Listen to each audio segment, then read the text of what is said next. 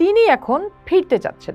তার জনগণের কথা ভেবে তিনি ফিরতে চাচ্ছেন, দেশের কথা ভেবে ফিরতে চাচ্ছেন, কারণ তার বক্তব্যে তিনি বলছেন দেশ এখন উগ্রপন্থার হাতে চলে গেছে এবং একমাত্র আওয়ামী লীগের পক্ষেই সম্ভব সেখান থেকে দেশকে মুক্ত করা, আর সেজন্য তিনি রিকনসিলিয়েশনের কথাও বলছেন।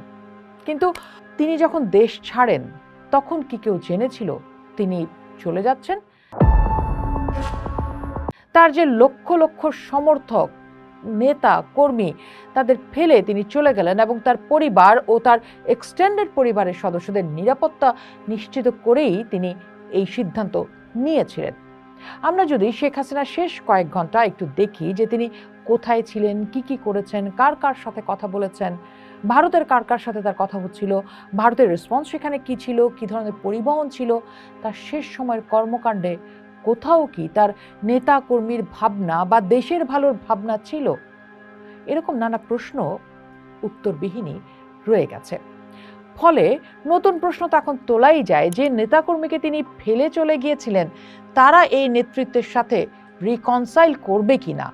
ফলে এই জায়গাটিতেই কিছু ডট এখানে মিলাতে চাই। যেমন গণমাধ্যম স্টার টিভির এক প্রতিবেদনে তৎকালীন পররাষ্ট্রমন্ত্রী হাসান মাহমুদের কথোপকথনের একটি অডিওতে শেখ হাসিনাকে বলতে শোনা যাচ্ছে, আমি কিন্তু ঠিক করছিলাম আজ রাষ্ট্রপতির কাছে যাব, সব লিখে ঠিকও করেছিলাম, এভাবে মানুষ মেরে থাকার কোনো মানে হয় না।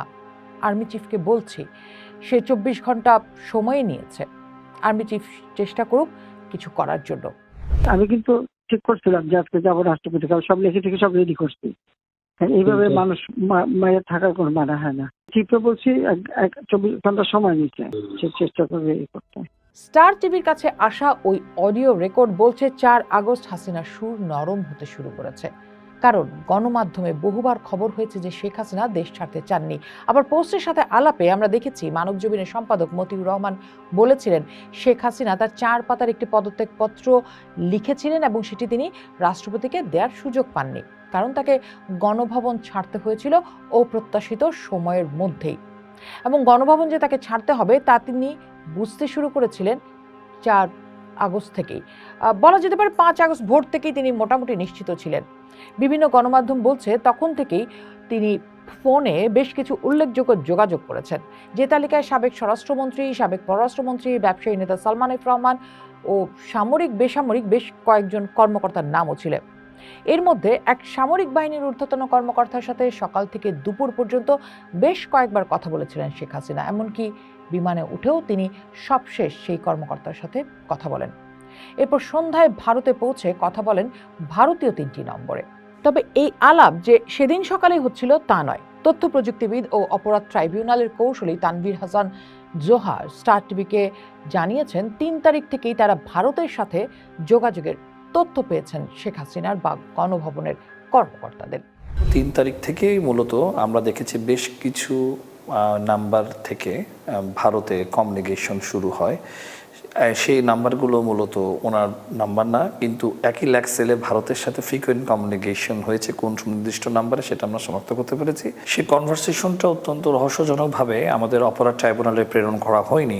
খেয়াল করুন 3 আগস্ট, তার মানে এই যোগাযোগ যখন চলছে তখন আওয়ামী লীগের তৃণমূলের কর্মীরা শেখ হাসিনাকে ক্ষমতায় রাখার জন্য দেশের মানুষের বিপক্ষে লড়ছে। তারা ঘুণাক্ষরেও জানছে না যে তাদের শীর্ষ নেতৃত্ব কি অবস্থায়, কি ভাবছেন।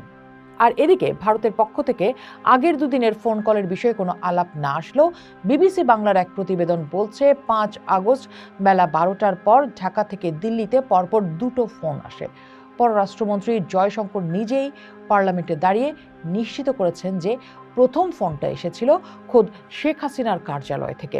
কথা বলেছিলেন বাংলাদেশের প্রধানমন্ত্রী নিজেই, অনুরোধ করেছেন তখনকার মতো তাকে ভারতে আসার অনুমোদন দেয়া হোক। সেই অনুরোধে সঙ্গে সঙ্গেই ইতিবাচক সাড়া দিয়েছিল ভারত। বিবিসি বলছে ভারত ততক্ষণে জেনে গেছে দেশের নিরাপত্তা বাহিনীর সঙ্গে বৈঠকের পর প্রধানমন্ত্রী শেখ হাসিনা পদত্যাগ করার সিদ্ধান্ত নিয়ে ফেলেছেন। মাঠে কিন্তু তার নেতাকর্মীরা রয়েছেন। দ্বিতীয় ফোনটা আসে একটু পরেই বাংলাদেশের বিমান বাহিনীর কাছ থেকে দিল্লিতে ভারতের এয়ারফোর্সের কমান্ডের কাছে ভারতের নির্দিষ্ট কোনো বিমান ঘাঁটিতে অবতরণ করার আনুষ্ঠানিক ক্লিয়ারেন্স চেয়ে করা হয়েছিল দ্বিতীয় ফোনটি। অর্থাৎ দ্বিতীয় ফোনটিও যখন দিল্লির কাছে গেছে, তখনও আওয়ামী লীগের লক্ষ্য নেতাকর্মী জানে না তাদের নেত্রী দেশ ছাড়ছেন। বিমান বাহিনীর MI-17 হেলিকপ্টার থেকে নেমে 4টি সুটকেস নিয়ে গাড়িতে উঠেছিলেন সেদিন দুবোন। এরপর তারা এয়ার মুভমেন্টের VVIP কক্ষে যান এবং সেখানে তারা পরবর্তী 20 মিনিট শেখ হাসিনার সামরিক উপদেষ্টা তারিক সিদ্দিকী, শেখ রেহানার ছেলে ববি সহ আরও দুজনের সাথে বৈঠক করেন। যমুনা টিভি সূত্র বলছে, এই বৈঠকের আগেই দেশ ছাড়ার সিদ্ধান্ত হয়। যদিও পোস্টের হাতে আসা কিছু সূত্র বলছে, হেলিকপ্টারে ওঠার আগে শেখ হাসিনা ধরে নিয়েছিলেন তাকে গোপালগঞ্জ নিয়ে যাওয়া হচ্ছে, কারণ তিনি সেখানেই যেতে চেয়েছিলেন। যদিও C-130 যে হারকিউলিস মডেলের এয়ারক্রাফট ততক্ষণে রানওয়েতে প্রস্তুত হয়ে আছে তাকে ভারতে নিয়ে যাওয়ার জন্য। বিমান বাহিনীর এক সাবেক কর্মকর্তা পোস্টকে জানিয়েছেন, শেখ হাসিনাকে বহনকারী এই প্রয়োজনীয় সব অনুমতি নিতে সময় লেগেছে মাত্র কয়েক মিনিট, যে অনুমতি একমাত্র যুদ্ধ অবস্থাতেই পায় বিমান বাহিনী। সেদিন পাইলটের আসনে ছিলেন এয়ার কমোডর শামীম রেজা এবং কো পাইলটের আসনে ছিলেন উইং কমান্ডার মাহফুজ। পরে পাইলট এয়ার কমোডর শামীম রেজাকে দীর্ঘমেয়াদী সামরিক কোর্সে অংশগ্রহণের জন্য ফিলিপাইনে পাঠানো হয় এবং co pilot wing commander Mahfuz বর্তমানে বিমান বাহিনীতে গোয়েন্দা পরিদপ্তরে কর্মরত রয়েছেন। একটি সামরিক সূত্রের বরাতে দৈনিক যুগান্তর বলছে, বিমান বাহিনীর তৎকালীন উচ্চপদস্থ কর্মকর্তা গ্রুপ ক্যাপ্টেন আবু সালেফ মান্নাফির নেতৃত্বেই রেস্কিউ মিশন প্রধানত দুটি অংশে পরিচালিত হয়েছিল। প্রথম ভাগে হেলিকপ্টারে উড়িয়ে নিরাপদে কুর্মিটোলা এয়ারবেজে স্থানান্তর, আর দ্বিতীয় ভাগে ছিল সামরিক বিমানে করে ভারতে পৌঁছে দেয়া। এবং সেই বিমানে আগে থেকে অবস্থান করছিলেন তারিক আহমেদ সিদ্দিকী, তার স্ত্রী শাহিন সিদ্দিকী, তাদের 2 কন্যা এবং জামাতা। যদিও তারেক শেষ পর্যন্ত সেই বিমানে আর যাননি, তিনি পরদিন গিয়েছেন। এদিকে ঢাকার এয়ার ট্রাফিক কন্ট্রোলের রেডিও যোগাযোগের রেকর্ড অনুযায়ী প্রশিক্ষণ বিমান নাম নিয়ে বিমান বাহিনীর স্পেশাল ফ্লাইং ইউনিট বিকাল 3:09 ভারতের উদ্দেশ্যে উড়াল দেয়।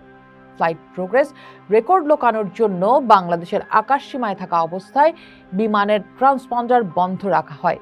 বাংলাদেশের আকাশসীমা তুলনামূলক কম সময়ে পার হতে বিমানটি দিল্লিগামী স্বাভাবিক রুট রাজশাহীর আকাশসীমায় না উড়ে বিমানটি যশোর দিয়ে উড়ে যায়। পরে এটি দিল্লির কাছে গাজিয়াবাদের হিন্দান বিমান ঘাঁটিতে অবতরণ করেছে, সেটা আমরা অনেকেই জানি এর মধ্যে। অর্থাৎ শেখ হাসিনা যখন আকাশে উঠছেন, তার নেতাকর্মীরা তখন গণমানুষের অভ্যুত্থানের তোপের মুখে দাঁড়িয়ে আছেন।